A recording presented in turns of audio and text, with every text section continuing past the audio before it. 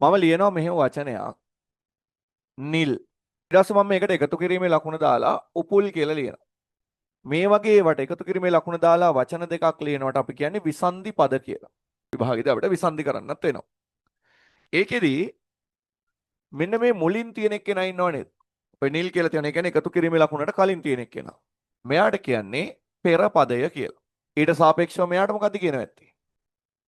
එන ඊට සාපේක්ෂව මෙයාට කියන්නේ පසු පදය කියලා.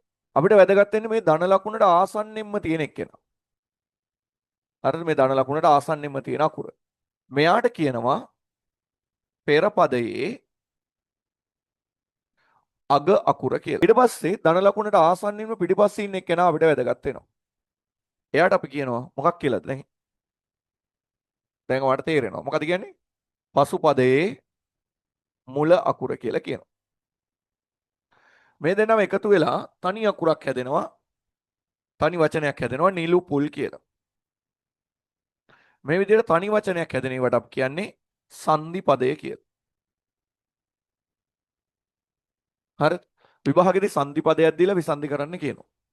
විසන්ධි පදයක් දීලා සංදි කරන්න කියනවා. සංදි පදේ දීලා සංදි වර්ගය අහනවා. විසන්ධි පදේ දීලා සංදි වර්ගය අහනවා. හරිද? ඒ නිසා අපිට වඩා පහසුයි සංදි පදයක් දීලා විසන්ධි කරගන්න එක. විසන්ධි පදයක් දීලා සංදි වර්ගය අහන එක පොඩ්ඩක් අපහසුයි. ඒ වගේ විවිධ කරුණු කාරණා මේ පාඩමෙන් වාට ආවරණය වෙනවා. මේක හරි ලස්සනට ලියාගන්න.